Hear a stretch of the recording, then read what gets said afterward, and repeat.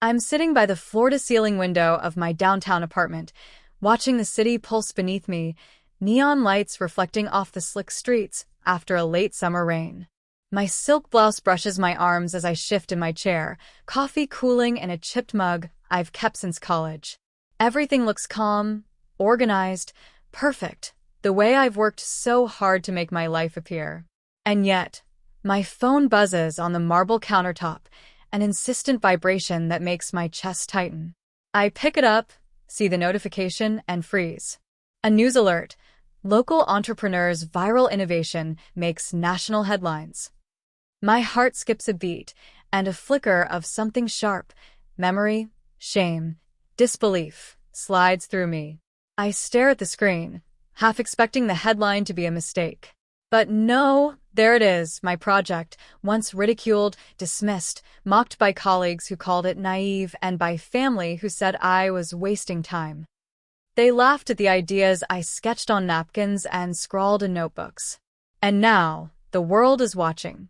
I take a slow breath, feeling the soft fabric of my blouse against my skin, the hum of the city vibrating through the glass, the faint aroma of coffee grounding me. I allow myself a small, ironic smile. After all these years, they thought they had the last laugh. But this moment is mine. The truth, long hidden, is finally catching up. I tap the screen, reading the glowing words of an article that could change everything. And for the first time in a long time, I let myself feel it, a quiet, unshakable sense of triumph. I remember that tiny apartment in Boston like it was yesterday. The peeling wallpaper, the hum of the radiator in the corner, and the smell of burnt toast in the mornings. I was 24, filled with ideas that seemed too big for the space I lived in. My laptop, battered and scratched, was my constant companion. Every night, I'd sketch designs, draft business plans, and dream of a future I wasn't allowed to have. It was a Thursday evening when my older brother, Alex, dropped by unexpectedly. He leaned against the doorframe, arms crossed, smirk tugging at his mouth. "You're still messing around with this project?" he asked, eyes scanning my sketches spread across the table. "No one's going to take you seriously. You need a real job." The words hit me like a punch. My hands shook as I gathered the papers, the lump in my throat refusing to settle. I opened my mouth to argue, to defend the countless hours I'd poured into something that no one else seemed to see the value in. But the words caught in my throat, and I ended up just staring at him, my voice trembling. My grandmother had always believed in me, even when the world didn't. That night, after Alex left with a dismissive laugh, I held the small silver locket she'd given me when I graduated high school. "Remember, Emily," she said, her voice soft but firm, "don't let them define your worth. Build something that even their laughter can't touch." I clutched the locket tightly, letting her words sink in.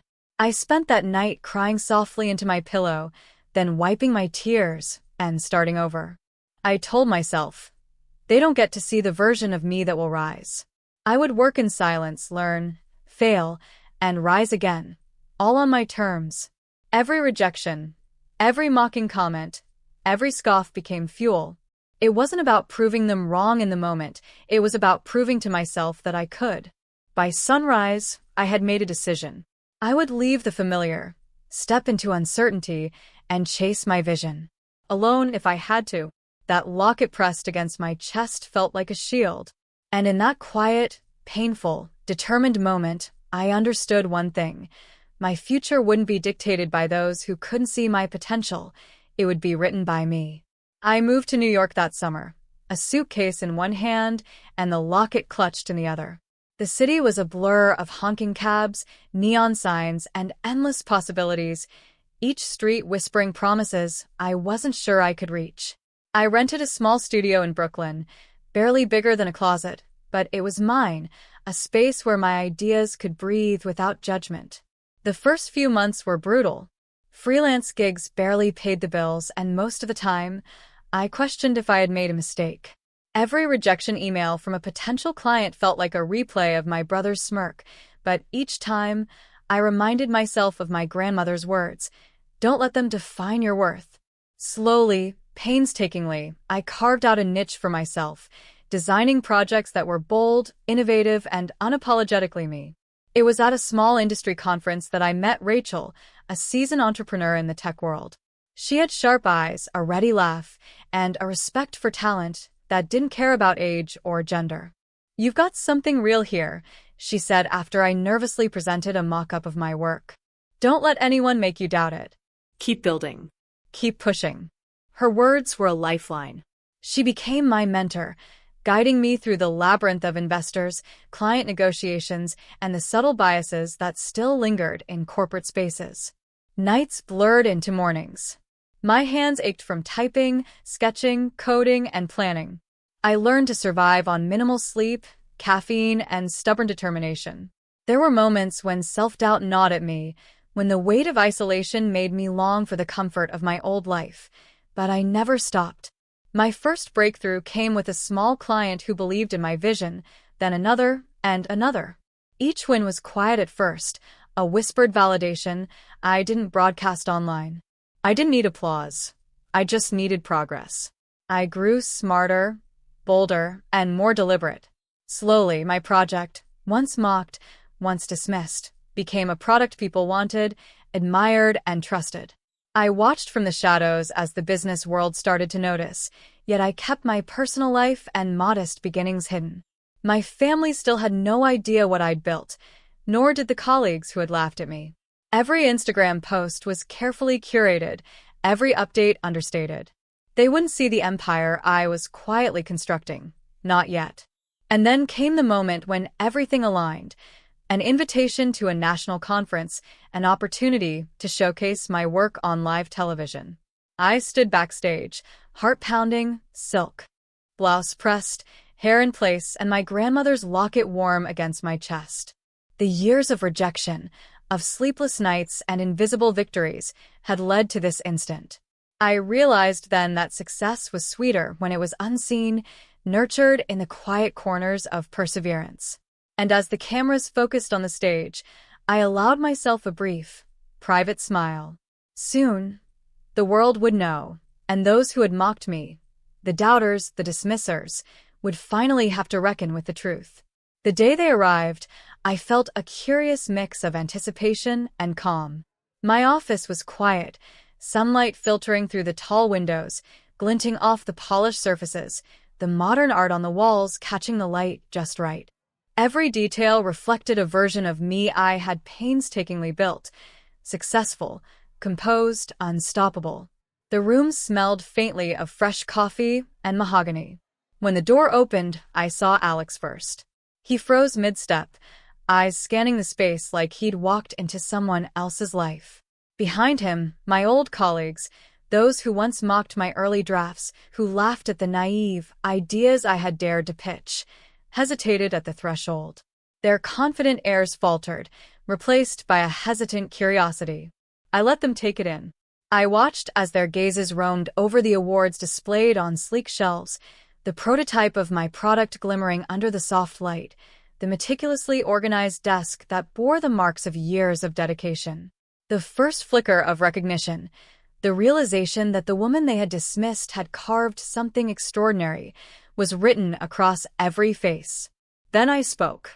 My voice was calm, steady, resonant. "Welcome. I'm glad you could finally see it." I gestured to the centerpiece of the office, the launch version of the project they had all ridiculed. "This is what you laughed at. What you told me I couldn't do." Alex swallowed hard. "Emily." I held up a hand. "Let me finish. This company, this project, everything you doubted, I own it. I run it. I built it from scratch."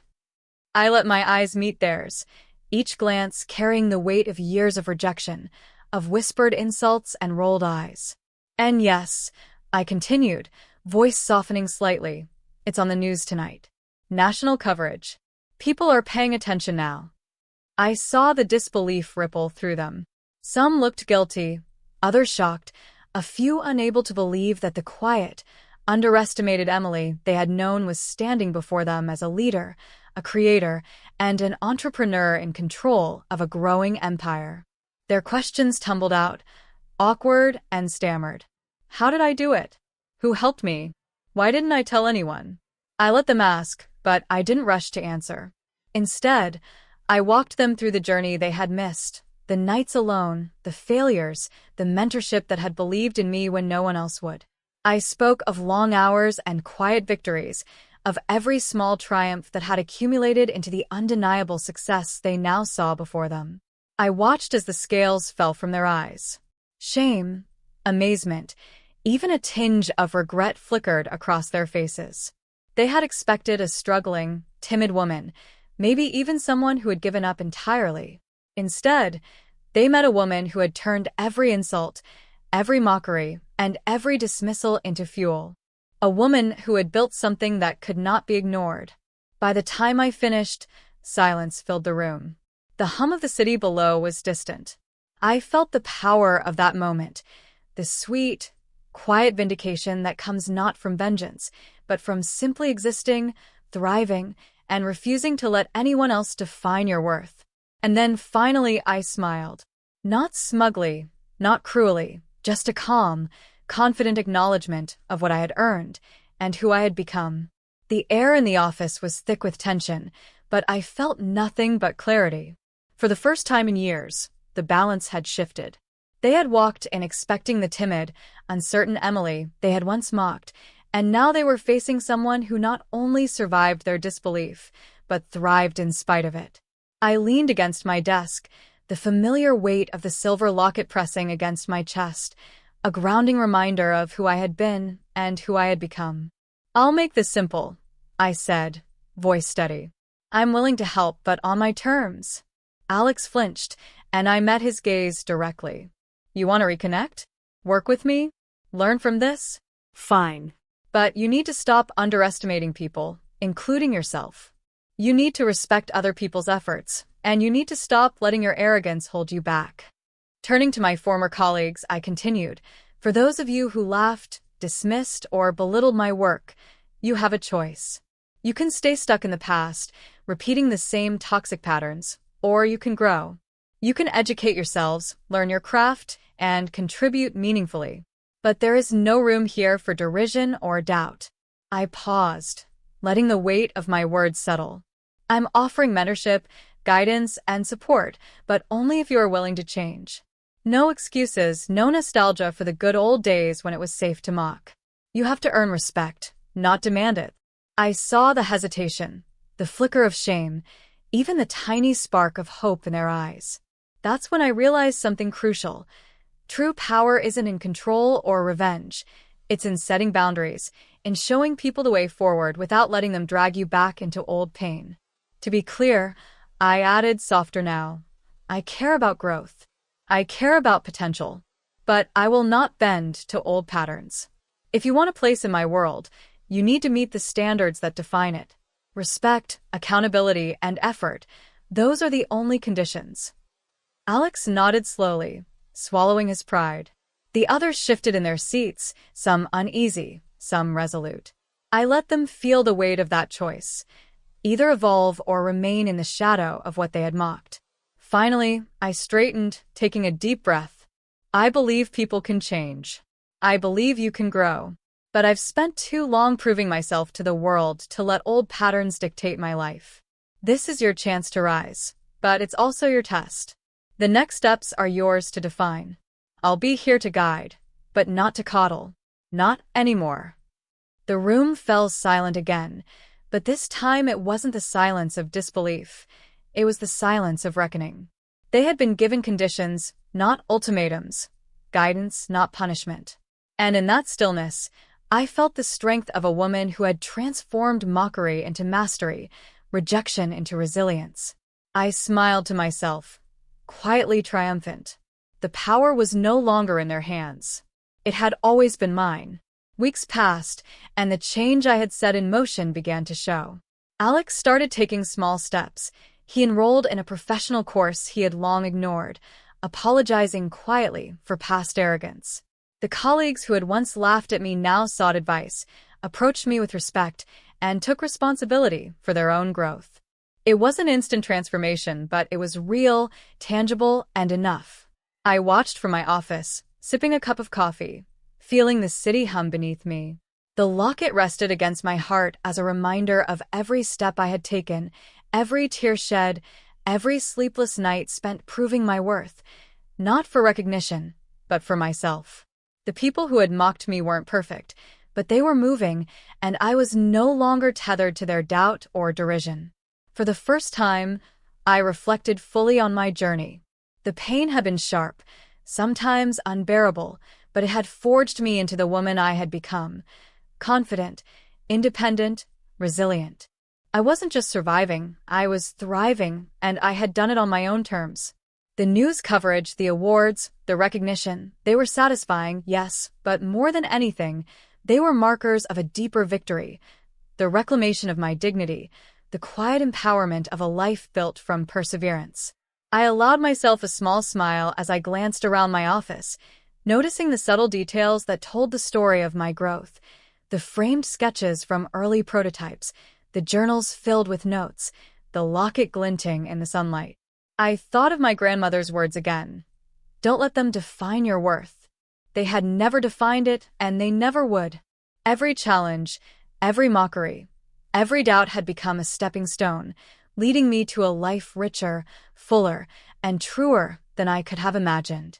As I looked out over the city skyline, I felt a quiet sense of peace and power. The world knew my name now, but it was the world within me. The confidence, the courage, the self-respect that mattered most. I had turned mockery into motivation, rejection into resolve, and doubt into destiny. And in that moment, I whispered to myself, softly but firmly, a line that had become my mantra. I am the author of my own triumph, and no one's laughter can ever rewrite my story.